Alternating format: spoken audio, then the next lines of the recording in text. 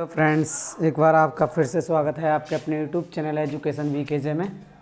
और हम आज देखो टिग्नोमेट्री का फर्स्ट मतलब टिग्नोमेट्री का जो वो है चैप्टर वो हमारा ख़त्म हो गया। टिग्नोमेट्री का क्या है, रेशो उसके यानी कि अनुपात है, यानी कि हमारा एक्सरसाइज 9.1 है ये।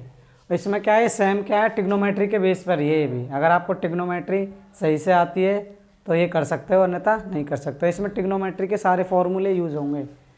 अब करना कैसे है, इसको बहुत सिंपल है और ईजी है, वो मैं बताता हूँ आपको। इसमें क्या कह रहा है कि सर्कस का एक कलाकार है जो एक 20 मीटर लंबी डोरी पर चढ़ रहा है। यानी कि आपने देखा होगा, सर्कस बहुत देखे होंगे, छोटे छोटे बच्चे उस पर चढ़ते हैं, ठीक है।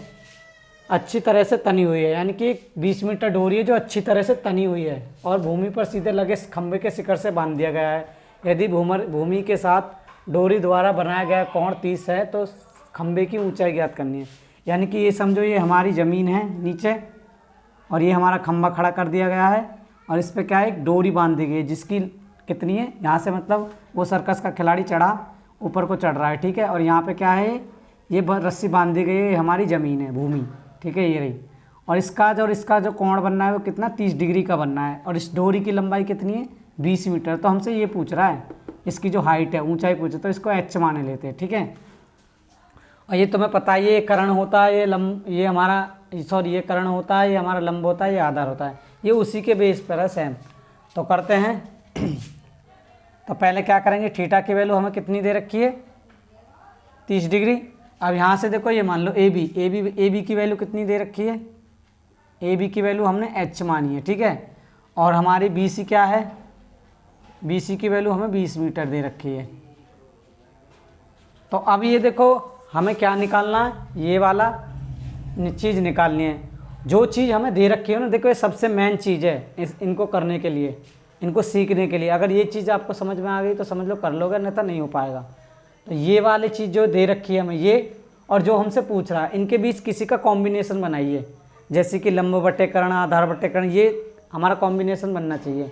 तो फॉर्मूले द्वारा बनता है वो लल बटे कक्का द्वारा। तो इसके और इसके बीच कॉम्बिनेशन देखते हैं। तो ये हमारा लंब है और ये हमारा के है और ये हमारा ए है, ठीक है। तो एल एल डबल के ए। तो लंब बटे कर्ण किस में, पहले में मिल गया, देखो ये रहा, मिल गया नहीं मिल गया। तो क्या है, पहला हमारा क्या होता है, एल अपॉन में के, ये होता है साइन थीटा। तो साइन थीटा बराबर क्या होता है, एल अपॉन में के।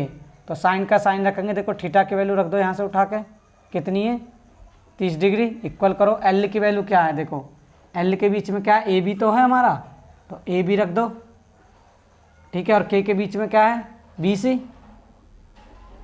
तो साइन 30 की वैल्यू कितनी होती है, 1/2। अब ए बी की वैल्यू कितनी है, एच ही तो है, तो एच रख दो। बी सी की वैल्यू कितनी है हमारी, 20। क्रॉस मल्टीप्लाई कर दो, नहीं तो काट दो ऐसे। तो 1 अपॉन में 1 बचा, इक्वल कितना बचा, एच अपॉन में 10। क्रॉस मल्टीप्लाई करेंगे तो कितना आ जाएगा, 10 बराबर एच। यानी कि जो उसकी हाइट है ना वो 10 मीटर है, ठीक है। देखो कितना इजी क्वेश्चन है। बस क्या है, बस फॉर्मूले पता होना चाहिए। देखो मैं इस क्वेश्चन को रेज कर रहा हूँ, दूसरा क्वेश्चन उतारता हूँ, उसे करते हैं, ठीक है। बस अगर आपको टिग्नोमेट्री अच्छे से आती है तो ये एक्सरसाइज बहुत ईजी है। अगर वो नहीं आती है तो आप नहीं कर पाओगे फिर। तो पहले उस टिग्नोमेट्री को अच्छे से करो और फिर उसके बाद इसको करो। सारे फॉर्मूले बेस है। इसमें क्या दे रखा है, देखो क्वेश्चन नंबर 2 है। ये कह रहा है कि भूमि से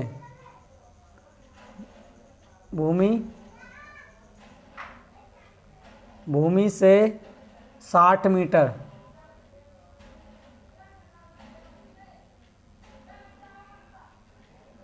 नहीं, ये नहीं है, दूसरा कौन सा क्वेश्चन है वो, हाँ ये आंधी आने से एक पेड़ टूट जाता है। क्वेश्चन नंबर 2 है, आंधी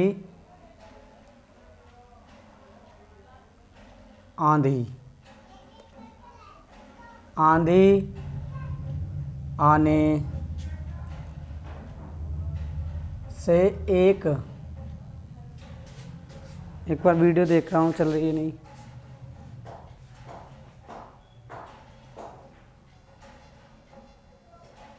चलो मैं ये दूसरा वीडियो में बनाऊंगा ये, ठीक है।